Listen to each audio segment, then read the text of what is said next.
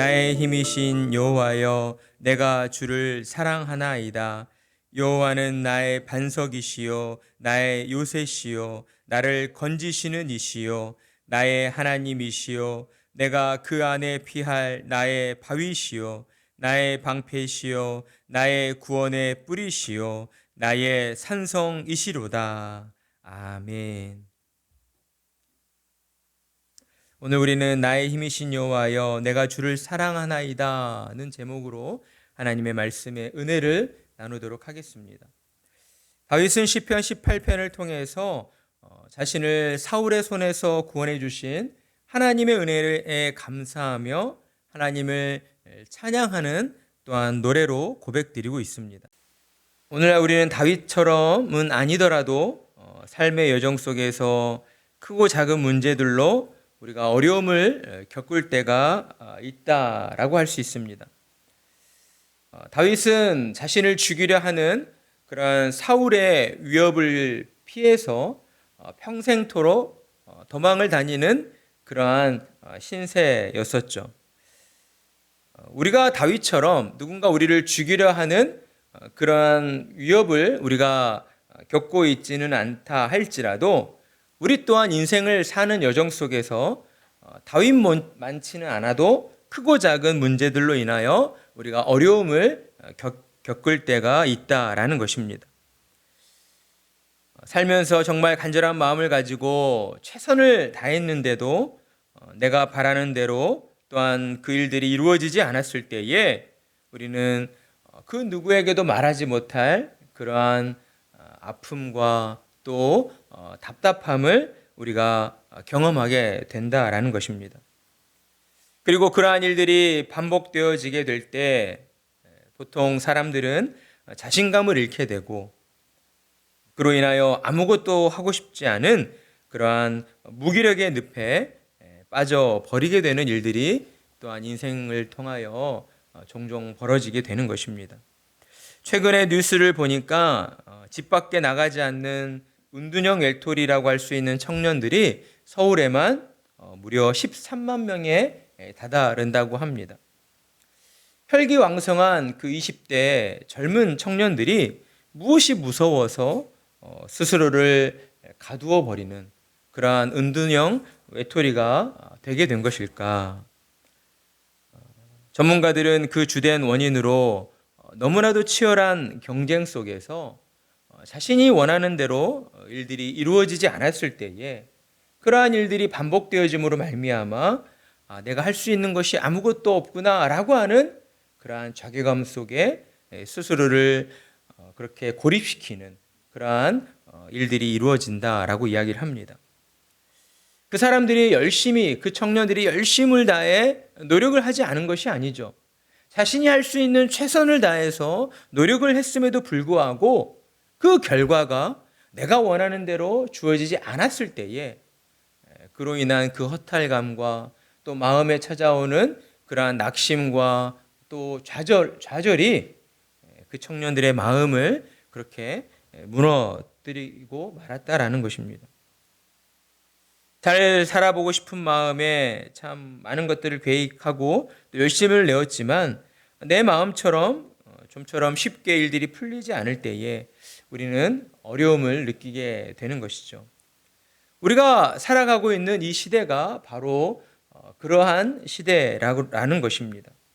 그리고 이러한 상황들은 앞으로 시간이 흐를수록 어때요? 점점 더 심각하게 또한 심화되어 갈 것이라는 겁니다.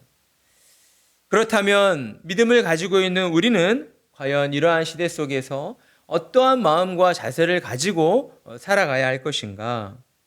내 마음처럼 모든 일들이 쉽게 풀리지 않을 때에 우리는 과연 무엇을 의지하며 살아가야 할 것인가? 다윗은 우리에게 하나님을 의지하며 살아가야 한다라고 말씀을 하고 있는 것입니다. 1절의 말씀 시편 18편 1절 우리 함께 읽어보겠습니다. 시작. 나의 힘이신 여호와여 내가 주를 사랑하나이다. 아멘. 다윗은 하나님께 먼저 나의 힘이신 여호와여 라고 고백을 하고 있습니다. 이는 말 그대로 다윗에게 있어 하나님이란 다윗의 힘과 능력이 되어주시는 분이시다라는 것을 우리에게 나타내주고 있다라는 거예요. 다윗은 그저 입술의 고백으로서만 하나님 앞에 이런 고백을 드리고 있는 것이 아닙니다. 그저 하나님 앞에 잘 보이기 위해서 하나님 앞에 좀 더 자신이 신실한 신앙을 가지고 있는 사람인 것처럼 보이기 위해 그저 말로서만 하나님 앞에 이런 고백을 드리고 있는 것이 아니다라는 거예요. 다윗은 자신이 지나온 그 삶을 통하여 자신이 경험한 그 하나님의 역사하심을 통하여서 하나님 앞에 그의 온 마음과 정성을 다하여 진심으로 하나님 앞에 고백드리고 있다라는 겁니다. 다윗은 어릴 적 어린 목동일 때에 굶주린 늑대와 사자들로부터 양들을 지켜낸 경험을 가지고 있었습니다. 여러분, 어린 목동이 어떻게 사자와 그 들짐승들을 물리칠 수가 있었겠습니까? 보통 우리의 어떤 마음으로서는 도무지 감당할 수 없는 일인 것이죠. 그러나 그 어린 목동이었던 다윗은 그 마음 가운데에 하나님을 향한 온전한 믿음으로 충만해 있었다라는 거예요. 여러분, 충만하다는 것의 의미는 어느 한 곳에도 빈틈이 없다는 것을 의미합니다. 다윗의 그 어린 다윗의 마음 가운데에 하나님으로 가득 차 있었다라는 것이죠. 하나님께서 자신을 지켜주시고 보호해 주신다라고 하는 그 믿음의 확신이 있었어요. 믿음의 확신이 있으면 어떻게 돼요? 담대해지는 거죠. 용기를 낼 수 있는 거죠. 그 무엇 앞에서도 두려워하지 않는, 굴하지 않는, 이번에 우리 월드컵 축구 대표 선수들 슬로건이 뭐였어요? 꺾이지 않는 마음. 그렇죠? 참 이 좋은 구호인 것 같아요. 그러니까 하나님을 향한 온전한 믿음으로 충만할 때에 꺾이지 않는 마음이 다윗 안에 있었다라는 거예요. 그래서 다윗은 그 어린 나이임에도 불구하고 들짐승들과 맞서 싸워 그런 양들을 지켜냈다는 것이죠. 그리고 유명한 일화가 있잖아요.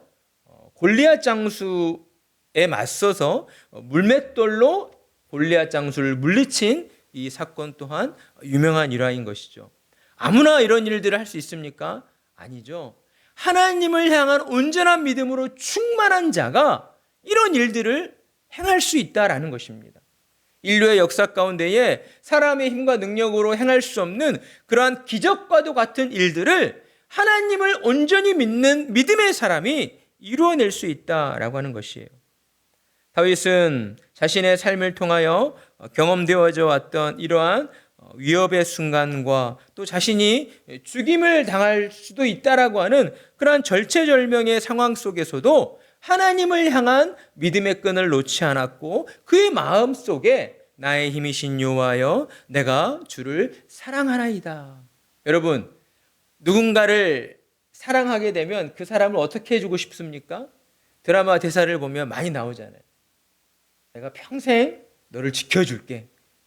뭐 이렇게 평생 지켜줄지 못할지 알 수 없지만 어찌되었든 사랑하는 마음으로 충만하게 되면 그 사람을 지켜주고 싶다라는 그런 마음이 자연스럽게 일어나게 된다라는 것입니다.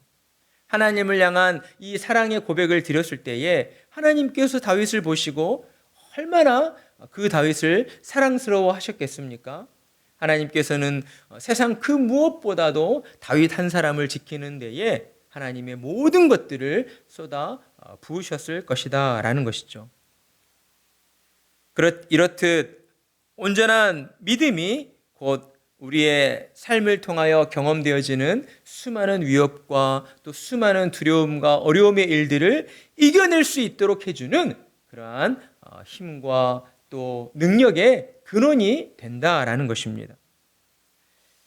하나님을 향한 온전한 믿음을 가지고 있었던 다윗이었기에 다윗은 자신을 죽이려고 에워쌌던 모든 대적들 앞에서도 그는 전혀 떨지 않았습니다.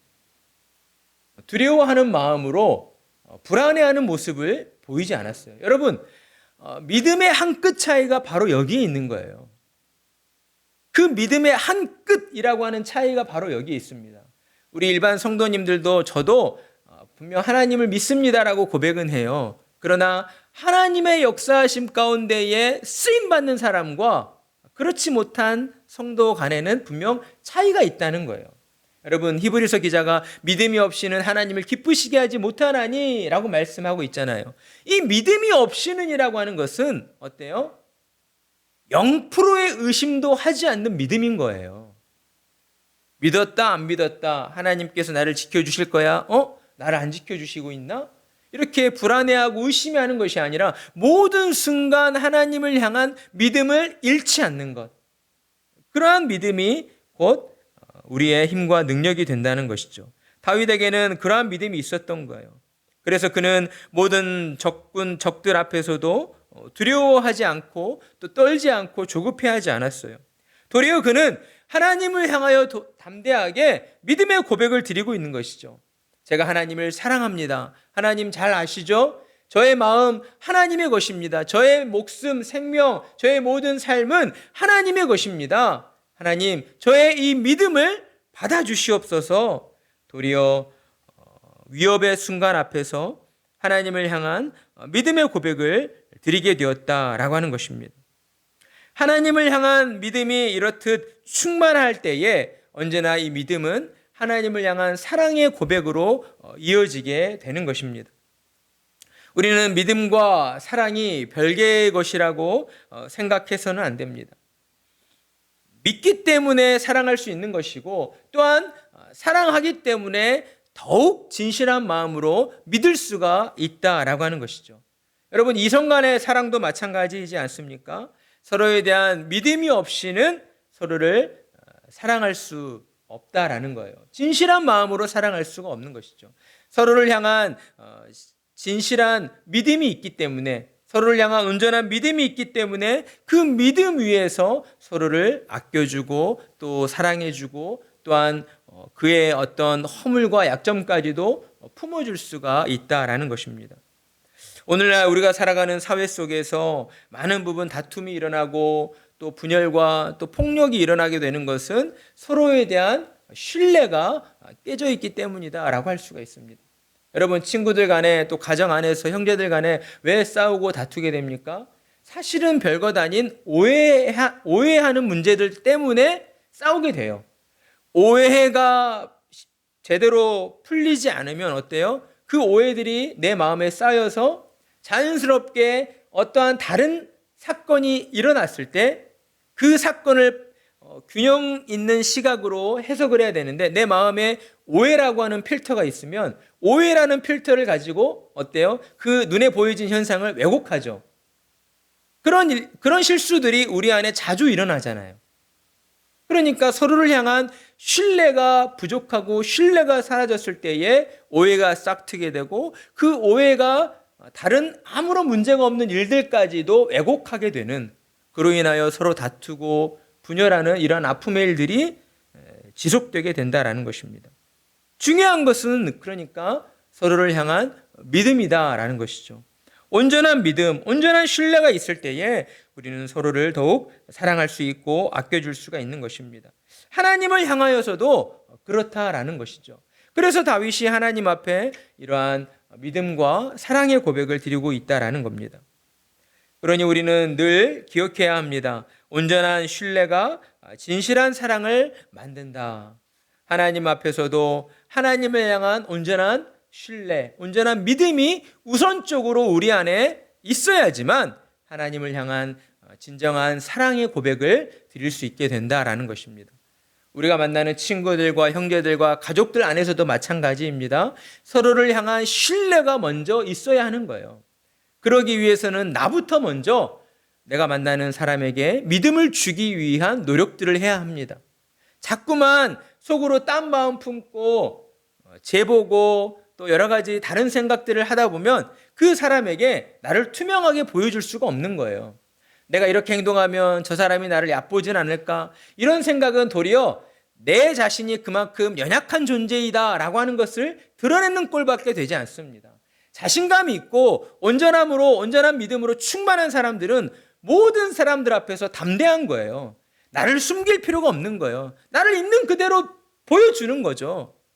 그랬을 때에 물론 그 상황들을 받아주는 사람들이 또 어떻게 받아주느냐에 따라서 다른 결과가 있을 수 있겠지만, 우리는 하나님을 믿는 사람들로서 우리가 만나는 모든 사람들 앞에서 나 자신을 정직하게 보여줌으로 또 그 사람들에게 나는 신뢰할 만한 사람입니다 라고 하는 것들을 우리가 어필하는 그러한 사람들이 되어야 하는 거예요. 그러한 신뢰의 관계 속에서 서로를 향한 진정한 또 우정도 싹트게 되는 것이고 사랑도 피어나게 된다라고 하는 것입니다. 그리고 이어서 2절의 말씀에서는 다윗이 이제 이처럼 하나님을 향한 믿음과 사랑의 고백을 드릴 수밖에 없는 이유가 무엇인가를 우리에게 구체적으로 조금 더 상세하게 말씀을 해주고 있는 것이죠. 우리 2절의 말씀 함께 읽어보겠습니다. 시작. 여호와는 나의 반석이시요 나의 요새시요 나를 건지시는 이시요 나의 하나님이시요 내가 그 안에 피할 나의 바위시요 나의 방패시요 나의 구원의 뿌리시요 나의 산성이시로다. 아멘. 그렇습니다. 다윗은 자신의 삶을 통하여서 여호와 하나님께서는 나의 반석이 되어주시고 나의 요새가 되어주시고 나를 건져주시는 나의 하나님이십니다 라고 하는 것을 그가 직접 경험하였고 그 경험을 토대로 하여서 이렇게 하나님을 찬양을 하고 있다라고 하는 것입니다. 반석이라고 하는 말은 히브리 원어로 셀라라고 하는데 이는 단단한 암벽으로 둘러싸인 땅을 의미하고 있습니다.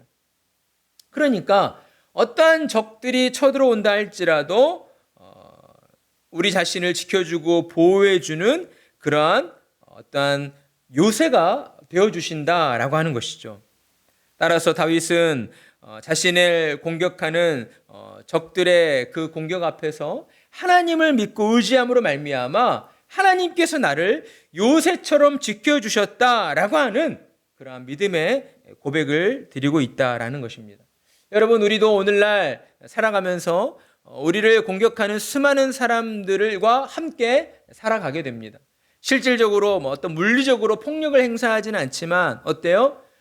말로써 또 여러 가지 상황들 속에서 우리를 미워하고 시기하고 또 그러한 상황들 속에 우리를 적대하는 그러한 마음들을 우리에게 직간접적으로 표출하는 그러한 사람들을 만나게 된다는 것이죠. 오늘날 대부분 현대인들의 많은 사람들이 겪는 아픔이 어떤 부분입니까? 그런 관계에서 오는 그러한 갈등으로 인하여 스트레스를 받고 그 스트레스가 커짐으로써 또 몸이 아파지고 이런 일들이 악순환되어지고 있지 않습니까? 이런 상황들 속에서 우리는 다윗의 이 고백을 늘 우리 마음에 품어야 하는 것입니다. 하나님께서 나의 반석이시오 나의 요새가 되어주시고 나를 구원해 주시는 나의 하나님이십니다.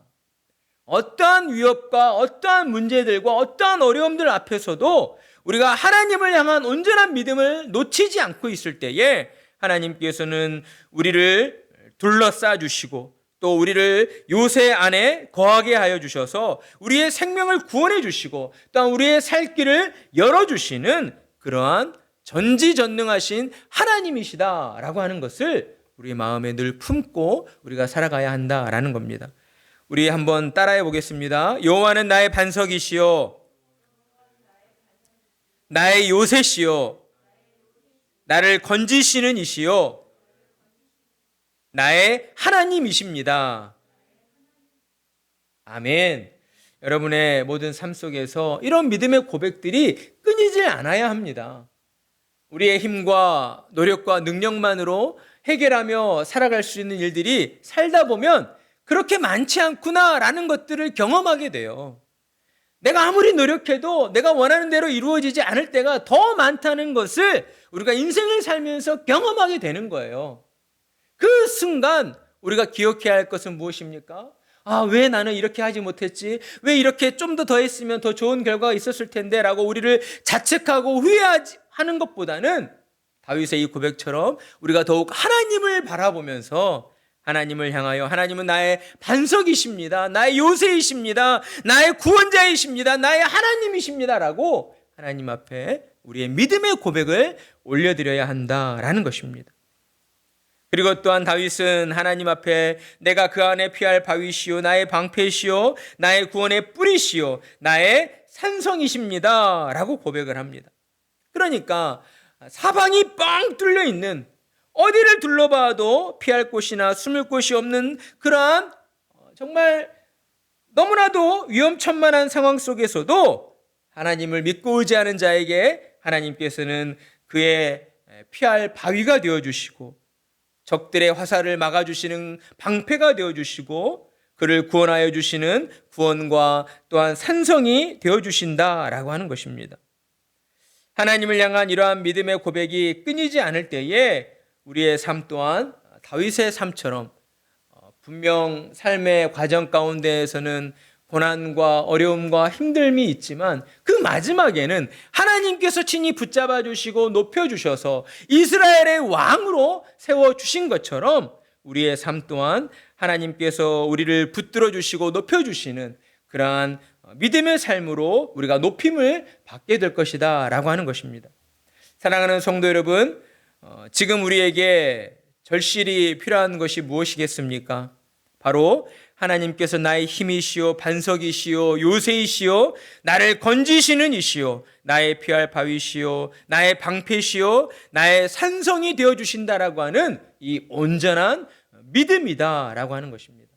이 믿음으로 우리가 충만해지게 될 때에 세상의 일들이 내 마음대로 내 뜻대로 풀리지 않을 때 우리는 좌절하거나 낙심하는 것보다는 더욱 하나님을 바라보며 나의 힘과 능력이 되어주시는 하나님을 우리가 찬양하며 나아가게 된다라고 하는 것입니다.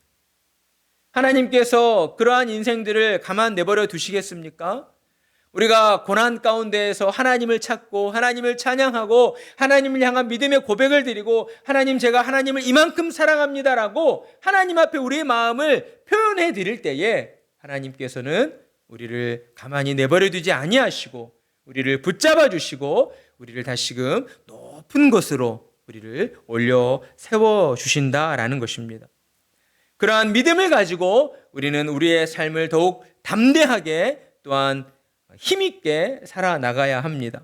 내 앞에 놓여진 현실의 문제들로 인하여서 그저 낙심하고 좌절하여 스스로를 고립시키는 그러한 은둔형 외톨이가 되는 것이 아니라 우리는 더욱 살아계신 하나님을 바라보면서 그 믿음을 가지고 하나님께서 나를 통하여 역사하여 주실 그 놀라운 일들을 기대하고 소망하는 마음으로 우리가 다시금 충만함으로 일어나야 한다라는 것이죠.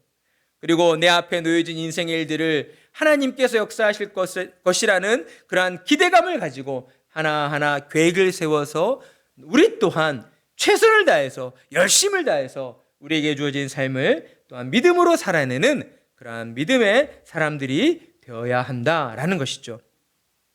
그러한 믿음의 끈을 놓치지 않고 모든 순간들 속에서 나의 힘과 능력이 되어주시는 하나님을 찬양할 때에 하나님께서 성도님들의 삶을 통하여 더 큰 일들로 역사하여 주시고 또한 여러분의 삶을 복된 길로 형통함으로 인도해 주실 것입니다. 그러한 은혜가 저와 여러분 가운데에 올 한 해 더욱 가득하기를 간절한 마음으로 축복합니다.